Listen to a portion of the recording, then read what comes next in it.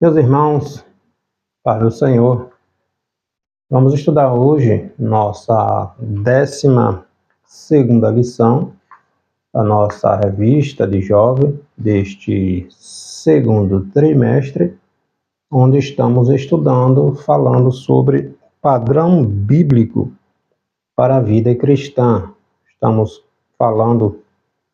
tratando das ordenanças, das etapas que o cristão precisa percorrer ao longo da sua caminhada cristã, a partir do momento da conversão até o momento que Jesus nos tirar daqui. O cristão ele precisa observar, viver, praticar as ordenanças, as diretrizes, que a palavra de Deus nos ensina a respeito de uma conduta ilibada, uma conduta cristã que seja exemplo para as demais pessoas. Hoje, nossa 12ª lição está tratando sobre a realidade bíblica do Evangelho na cultura.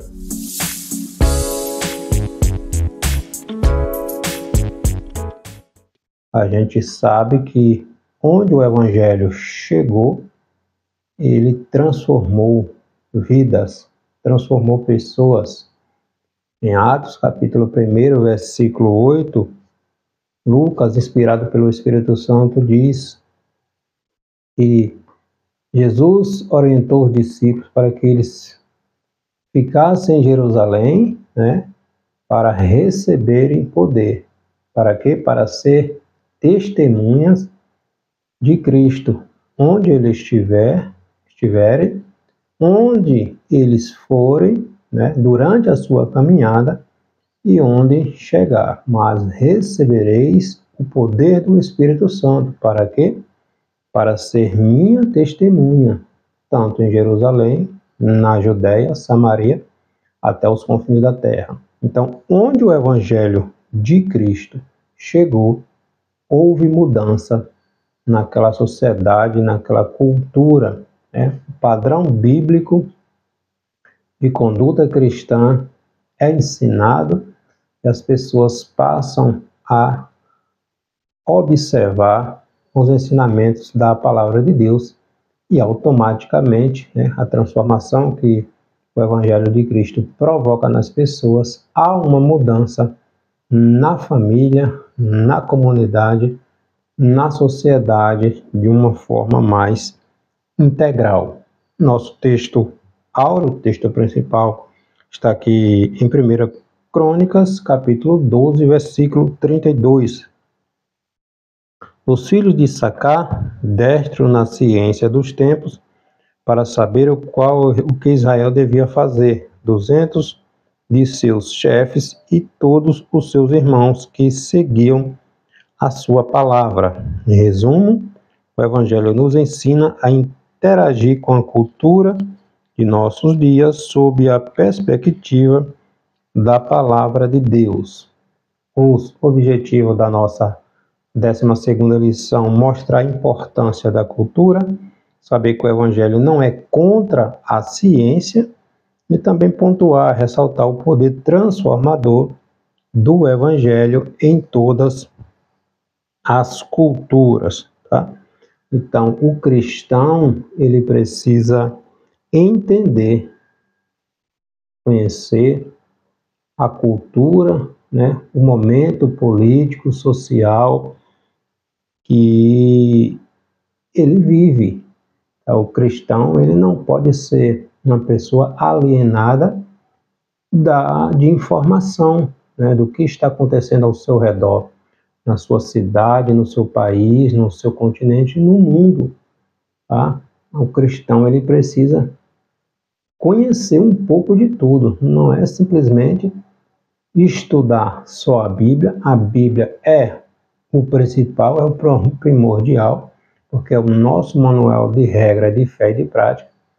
Porém, é necessário que o cristão seja uma pessoa informada, tá? Que ele se intere das informações do que está acontecendo ao seu redor. Então, nós precisamos nos informar para sabermos até como agir, né? No cenário, no contexto, no ambiente, né, que estamos inseridos, tá? Nosso texto bíblico está em Atos dos Apóstolos, capítulo 19, versículo 11 ao 20, quando Paulo chega ali em Efésios e, pelo poder do Espírito de Deus na vida do apóstolo, grandes transformações ocorreu ali naquela cidade, né, a principal cidade ali da Ásia Menor, onde ficava o templo da deusa Diana. Então era uma cidade muito idólatra, né? A idolatria era muito forte ali, e pelo poder do Evangelho de Cristo, através da vida e ministério do apóstolo Paulo, houve uma verdadeira transformação, né, na vida de muitas pessoas ali na cidade de Éfeso e região. E Deus, pelas mãos de Paulo, fazia maravilhas extraordinárias, de sorte que até os lenços e aventais se levavam do seu corpo aos enfermos, e as enfermidades fugiam deles, e os espíritos malignos saíam. E alguns dos exorcistas judeus ambulantes tentavam invocar o nome do Senhor Jesus sobre os que tinham espírito maligno, dizendo: Esconjuro-vos por Jesus a quem Paulo prega. Os que faziam isto eram 7 filhos de Seva, judeu principal dos sacerdotes. Respondendo, porém, o espírito maligno disse: Conheço a Jesus e bem sei quem é Paulo, mas vós, quem sois? E, saltando neles, o homem que tinha o espírito maligno, e assenhorando-se de 2, pôde mais do que eles, de tal maneira que nus e feridos fugiram daquela casa. E isto foi notório a todos os que habitavam em Éfeso, tanto judeu como grego. E caiu temor sobre todos eles, e o nome do Senhor Jesus era engrandecido. Muitos dos que tinham crido vinham confessando e publicando os seus feitos. Também muitos dos que seguiam a arte mágicas trouxeram seus livros e os queimaram na presença de todos, e, feita a conta do seu preço, acharam que montava 50 peças de prata. Assim, a palavra do Senhor crescia poderosamente e prevalecia. Então, aqui nós temos um relato do poder transformador que o Evangelho de Cristo provoca no meio das pessoas, na vida das pessoas. Então, é necessário pregar, né, porque é o Evangelho que transforma.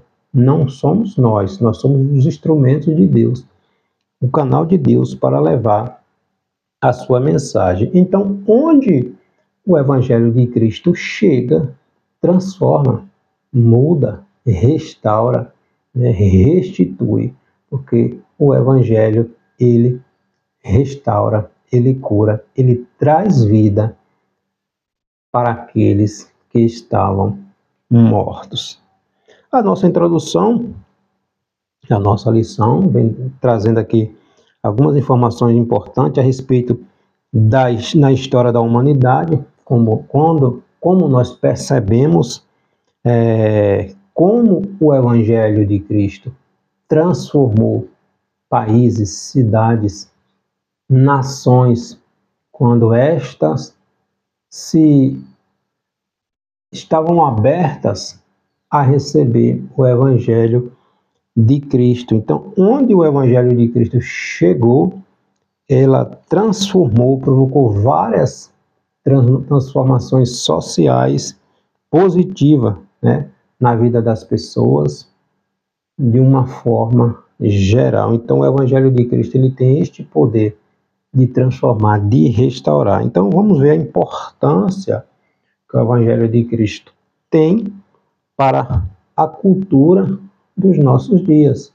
Vivemos em uma cultura chamada pós-moderna, pós-verdade, relativa, onde tudo pode ser alterado a qualquer momento, pode ser ressignificado. É nesse contexto, neste ambiente, neste cenário, que o cristão ele precisa chegar e se posicionar, sendo instrumento de Deus para levar o evangelho da transformação, da cura que traz vida. O mundo, apesar de estar esse caos, né, essa frieza espiritual, essa incredulidade, essa influência, né, do paganismo na vida das pessoas, mas o poder do Evangelho de Cristo, onde ele chega, ele transforma a vida das pessoas. O primeiro tópico da lição, a importância da cultura. O que é cultura? A cultura do Antigo Testamento e a cultura do Novo Testamento. Então, o termo cultura, ele é amplo. A palavra cultura, ela engloba assuntos, né, deste país, desta comunidade, desta sociedade, vai envolver a arte, vai envolver o conhecimento científico, a língua, as tradições deste povo, tá? Então, todo grupo social, ele tem sua própria cultura, né? Seus costumes, seus ritos, sua comida, seu modo de vestir, sua forma de trabalhar, sua forma de falar, né? De se relacionar. E, em geral, a cultura ela é repassada, né, dos mais velhos para os mais novos, ou seja, no lar, no trabalho, na escola, por meio da literatura, da música, da arte, das manifestações sociais. Então, as formas de aquisição da cultura são variadas, tá?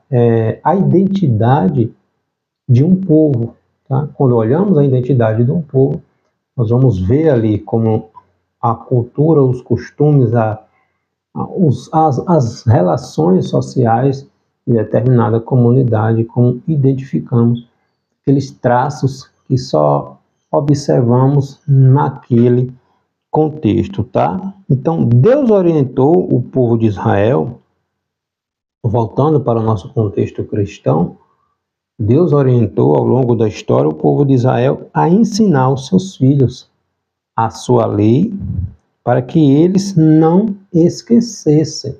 Ensinar aos teus filhos e teus filhos aos seus filhos, e assim sucessivamente. Está lá em Deuteronômio, capítulo 6, quando Moisés relembra, né, tudo aquilo que estava na lei, que Deus tinha dado ao povo, aquela geração que morreu no deserto, aquela geração que nasceu no deserto, que estava para entrar em Canaã. Moisés relembrou, né, tudo aquilo que Deus havia instituído para que o povo obedecesse, para que se livrasse dos problemas ao se relacionar com aquelas nações pagãs. Então, no Antigo Testamento, o ambiente em que ele foi escrito tinha a cultura voltada, boa parte, para a criação dos animais, né? Era a prática, né? A vivência, né, do povo da antiguidade, muito voltada para a agricultura e criação de animais, o cultivo, né, de grãos, tá? E a família, ela era responsável até então pela educação dos filhos, pela passagem das tradições familiares, né, nacionais, né, para seus filhos. Em seus primórdios, os hebreus, quando passou ali mais de 400 anos ali no Egito, né, o povo absorveu aquela cultura, aqueles costumes dos egípcios. Basta observarmos quando o povo saiu da terra do Egito, né, passou aquele período ali no deserto, e volta e meia o povo sentia saudade, né, principalmente da comida do Egito. E volta e meia se rebelava contra a liderança de Moisés e de Arão para voltarem para o Egito, tá? Então, as influências da cultura local, ela tem um poder muito forte na vida dos seus cidadãos. Por isso a importância do Evangelho ele ser pregado e ministrado sobre o poder ali do Espírito Santo. A unção, o poder do Espírito Santo na vida destes homens, destas mulheres de Deus, para que ao anunciar o Evangelho de Cristo, ele toque no coração das pessoas e haja esta mudança, tá? Então observa quando o Evangelho de Cristo é pregado nos presídios, né, nos albergues, e aqueles que estão trancafiados, né, presos por causa de seus atos, tá? E quando essas pessoas abrem o seu coração verdadeiramente ao Evangelho de Cristo, há uma transformação extraordinária, né? O poder de Deus, ele age na vida das pessoas, porque ele vai no cerne, na origem do problema, e cura e restaura, tá? Então, na cultura israelita, a família era patriarcal, os pais, para evitar dificuldades em nos relacionamentos dos seus filhos, tinham participação ativa na escolha dos cônjuges. Basta observarmos quando Abraão e Sara, preocupados com seu filho Isaque, manda que seu servo Eliezer fosse até a terra dos seus pais para que encontrasse uma moça de família, né, dentro aí dos seus parentes, porque tinham o costume, a cultura de adorar a Deus, e para que seu filho não viesse ser influenciado ao se envolver com uma mulher de costume, de tradição, de cultura diferente dos seus pais, tá? Então era a forma patriarcal, né? Os costumes era passado de pais para filhos. O povo hebreu, quando chegou em Canaã, Deus orientou, Deus foi categórico, né? Falando ali a respeito do povo não se misturar, não se aparentar com aquelas nações pagãs cananeias, porque facilmente o povo seria influenciado pela cultura, né, daquelas nações, daqueles povos, daqueles costumes, tá? Quando, na verdade, era para que as demais nações viessem a sentir-se atraídas a Deus através da conduta, do exemplo que Israel teria que dar. Infelizmente, nós observamos, né, na história do povo de Israel, aconteceu o contrário, né? Em muitas oportunidades, os judeus, os hebreus, foram influenciados pelas culturas, aqueles costumes, aqueles ritos daquelas nações que estavam ali ao redor do povo de Israel, ali em Canaã. Então a fé, ela era passada dos pais para os filhos. No Novo Testamento, no tempo de Jesus ali, a cultura dominante era a cultura romana, né? Entre os países em que o evangelho chegou inicialmente, os romanos dominavam militar e administrativamente o mundo conhecido, era a potência mundial, tá? E eles costumavam preservar a religião dos seus povos conquistados, desde que estes povos conquistados concordassem em prestar culto também a o César que estivesse governando, tá? Os gregos, que foram dominados pelos romanos algum tempo depois, né, quando os gregos perderam seu domínio, seu poder, os gregos foram dominados pelos romanos, mas a cultura grega, ela prevaleceu, ela perdurou, né? Então, a influência helenista, né, de Alexandre, principalmente com a expansão do idioma grego, tá? Basta observar os judeus helenistas, né, que viviam fora de Israel, aderiram ao grego, à cultura grega. Então, a língua mundial daquela época dominante era a língua grega. O Novo Testamento foi escrito em grego, tá? Então, a cultura grega ela teve uma grande influência. Os grandes filósofos da filosofia eram da Grécia, né? Platão, Aristóteles. Então, aqueles filósofos, né, tudo veio da Grécia. Então, o idioma grego, a influência da Grécia no mundo foi muito grande, tá? Então, estamos falando de cultura. Olha quanta informação nós temos, né? E o Evangelho de Cristo ele precisa estar inserido nestes ambientes, nestas culturas, transformando vidas, mostrando o poder transformador que a palavra de Deus provoca na vida das pessoas. O segundo tópico da lição, o Evangelho e a ciência nos tempos antigos, a ciência em nossos dias, a ciência e a Bíblia, tá? Então, os homens de antigamente não eram pessoas ignorantes, tudo bem?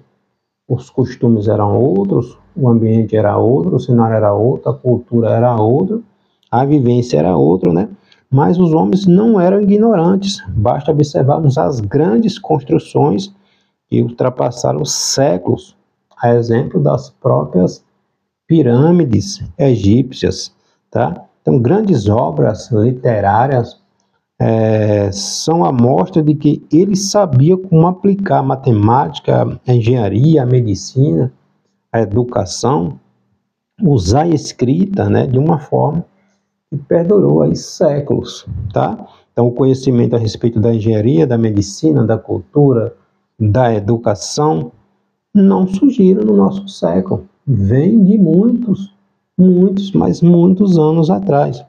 A gente observa lá em 1 Reis, capítulo 6, a construção do templo de Salomão, que durou 7 anos para ficar pronto, e esse templo durou 410 anos. O templo que Salomão construiu, ele foi destruído por Nabucodonosor, lá em 586, aproximadamente, com a invasão dos babilônicos sobre Judá. Então, por mais que em nossos dias tenhamos aperfeiçoado os processos, né, essas melhorias ocorreram com base em algo que já existia, tá? Então, Deus Pai, ele dotou o homem com inteligência, com sabedoria, para fazer grandes coisas, tá? E a ciência nos nossos dias?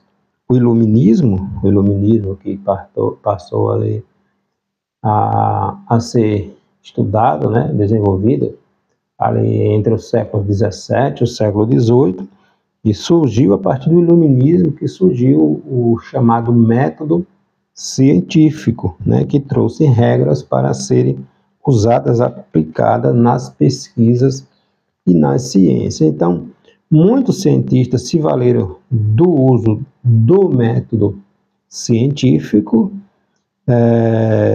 para dizer que tudo que existe é matéria, que Deus não existe, que milagres não são possíveis, que uma experiência não pode ser aplicada senão pela ciência, tá? Então, se não for aplicada pela ciência, não é aceita, não é válida.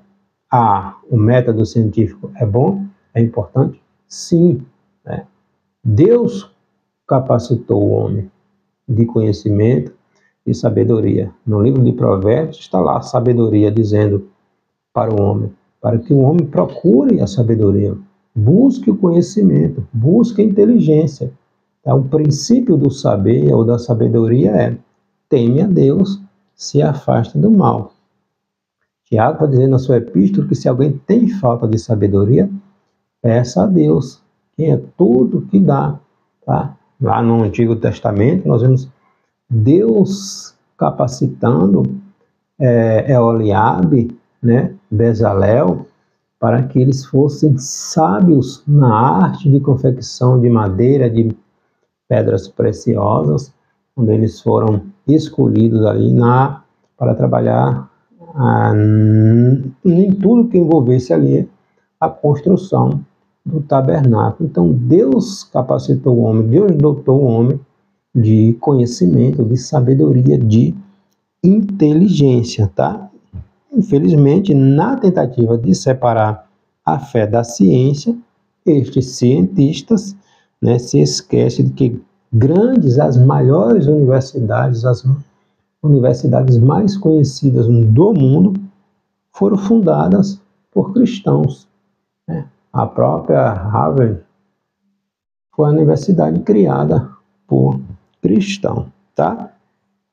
A ciência e a Bíblia, a palavra de Deus, não é um livro de curiosidade, nem tem por objetivo se colocar como um manual científico. A Bíblia não depende da validação da ciência humana ou de método científico nenhum para ser o livro de Deus. A Bíblia diz que Deus criou o homem a partir do pó da terra, e o que a Bíblia diz é verdade absoluta. A Bíblia é a palavra de Deus. Paulo vai dizer em Timóteo, 2 Timóteo, capítulo 3, versículo 16, que toda a escritura divinamente inspirada é proveitosa para nos ensinar. Então a palavra de Deus, ela não muda, ela não se altera, ela não se equivoca, ela não erra, porque é a palavra de Deus, e Deus não erra, entende? Então reconhecemos sim o método científico, que eles têm seus méritos para direcionar a pesquisa científica e que o respeito a ela resulta em critérios que norteiam grandes avanços, grandes descobertas que nos conduziram até aqui. Mas também compreendemos e entendemos que a ciência não tem resposta para todas as coisas. A ciência, ela é limitada, sim, né? Muitas descobertas e invenções do passado, com o passar do tempo, foram descontinuadas, ou seja, foram equívocos descobridos com a evolução, com o tempo que estavam erradas e foram substituídas. A palavra de Deus, ela nunca erra, tá? Então, por estar em constante mudança, a ciência, ela não pode ser tida como uma verdade absoluta, né? Ou como uma validadora da fé cristã. Não significa que a ciência e a Bíblia não possuam pontos em concordância. É claro que possui, né? A palavra de Deus não tem por objetivo ser validada pela ciência para produzir seus efeitos na vida de uma pessoa. A palavra de Deus é a palavra de Deus. Ela independe da ciência para transformar a vida das pessoas. Entende? Então a ciência, ela não explica a salvação de um pecador, o poder da oração na vida de uma pessoa. Entende? O poder transformador do evangelho na vida de uma pessoa. Então o método científico segue regras cujos pressupostos podem mudar, pode descontinuar, pode alterar, porque uma descoberta pode, com o tempo, estar equivocada, pode surgir algo melhor, mais completo, e aquele método passado vai ficando obsoleto, vai ficando para trás. A palavra de Deus, ela nunca muda, porque Deus nunca muda, Deus não erra, tá? E sobre a arte e o conhecimento e a palavra de Deus? Muitas poesias eram acompanhadas de músicas em Israel, e assim também eram os salmos, né, cantados. Então, esculturas não era aceita entre os hebreus, imagem de escultura, tá? Não era aceita entre os hebreus, pois por mais que se mostrasse uma forma de arte, significava representações da idolatria, algo que Deus sempre condenou. Um dos motivos que levou o povo ao cativeiro babilônico foi a idolatria, né? Adorar imagens feitas de madeira, feitas de pedra, enfim. Deus condenou. Um dos grandes motivos que levou o povo ao cativeiro foi justamente adorar imagem, né? A idolatria, algo que Deus sempre condenou. Deus mesmo proibiu os hebreus de tentarem simbolizá-lo por meio de gravuras ou escrituras. Deus diz lá em Êxodo capítulo 20, para que os hebreus não fizessem imagem de aves que voam no céu, de estrelas, das constelações, daquilo que está na terra, daquilo que está no mar, daquilo que está debaixo da terra. Não fizesse imagem de escultura nenhuma para tentar representar Deus. Tá? Ou quando Moisés subiu no Monte Sinai, o povo não demorou, fizeram bezerro de ouro. Então, influenciados pela cultura egípcia, fizeram bezerro de ouro para adorar, dizendo que aquilo era Deus que tinha tirado eles do Egito. Então, Deus proibiu veementemente o povo de Israel que adorasse, que fizesse para si qualquer tipo de escultura, de imagem, pois acabaria influenciando, trazendo o povo para a prática da idolatria. Então, o Templo de Salomão, edificado pelo rei Salomão, era uma obra de arte. Sim, muito bela, considerada uma das 7 maravilhas do mundo antigo, tá? Pois Deus tem prazer naquilo que é belo, e a própria santidade de Deus é qualificada como belo.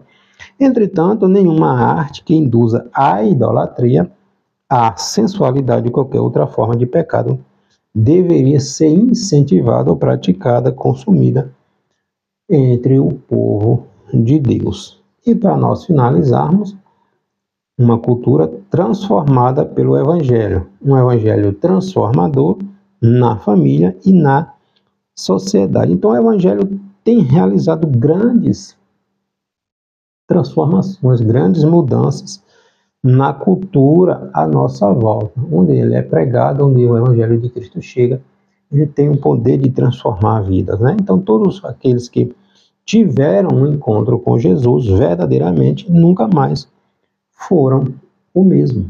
Nós temos N exemplos nas Sagradas Escrituras, nos testemunhos de grandes homens de Deus, no tempo pós-bíblico, depois que os discípulos morreram.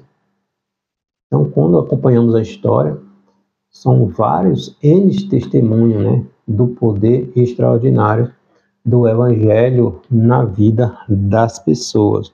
Na família, um dos ambientes onde a fé cristã tem demonstrado o poder de Deus na transformação, na restituição, na restauração das relações, é também na família. O Evangelho torna os pais mais responsáveis na criação dos seus filhos, os cônjuges mais conscientes no tocante ao amor, ao respeito aos filhos criados no temor do Senhor, têm a consciência de uma vida eterna, é criado naquele ensinamento de que se deve cuidar do próximo, amar o próximo e respeitar o próximo, dar bons exemplos para a sociedade, ser um bom cidadão, um cidadão exemplar.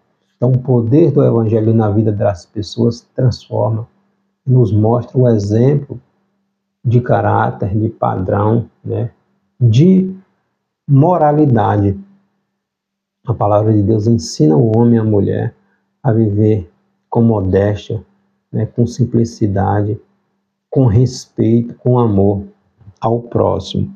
E a sociedade ela é abençoada pelo Evangelho e seus efeitos na vida de todos aqueles que recebem o Senhor Jesus Cristo. Se observarmos a criação, por exemplo, da Escola Bíblica Dominical, ela nasceu como uma iniciativa de um jornalista, chamado Roberto Raix, que, percebendo que algumas crianças ficavam ociosas, acabava ali na Inglaterra, acabava cometendo vários delitos, né?